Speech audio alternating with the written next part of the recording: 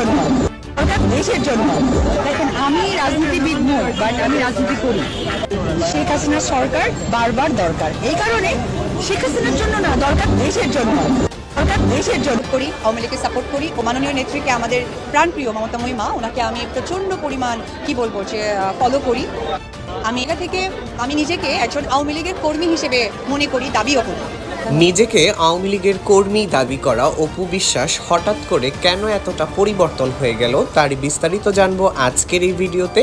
তাই ভিডিওটির শুরুতে একটি লাইক দিয়ে সম্পূর্ণ দেখতে থাকুন।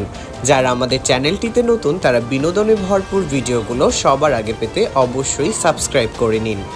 2024 সালের 5ই আগস্টের পূর্বে যখন আওয়ামী লীগ সরকার ক্ষমতায় ছিল, তখন আওয়ামী লীগ সরকারের কাছ থেকে বিভিন্ন ধরনের সুযোগ সুবিধা পেতে বিভিন্ন নেতাকর্মীর সাথে নিয়মিত যোগাযোগ রাখতেন অপু বিশ্বাস, এমনটাই খবর ভেসে বেড়াচ্ছে সোশ্যাল মিডিয়াতে। এছাড়াও আওয়ামী লীগের বিভিন্ন নির্বাচনী প্রচারণায় অপু বিশ্বাসকে সরব ভূমিকা পালন করতে দেখা গেছে। সে আওয়ামী লীগের পক্ষে নানান নেতাকর্মীর পক্ষে ভোট চেয়ে বেরিয়েছেন। এখন সেই অপু বিশ্বাস আওয়ামী লীগের দুর্দিনে তাদের পাশে নেই।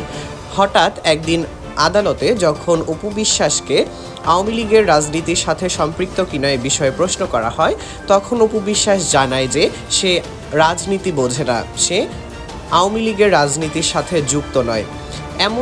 এমন কিছু সুবিধাভোগী আওয়ামী লীগ কর্মীর জন্যই আজ আওয়ামী লীগ মাথা তুলে দাঁড়াতে পারছে না বলে অনেকেই কমেন্ট করছে। দর্শক বন্ধুরা, অপু বিশ্বাসের এই মত পরিবর্তন বা আওয়ামী লীগের দুর্দিনে পাশে না থাকার বিষয়টি আপনি কিভাবে দেখছেন অবশ্যই কমেন্ট করে জানাবেন। ভিডিওটি দেখার জন্য সবাইকে ধন্যবাদ।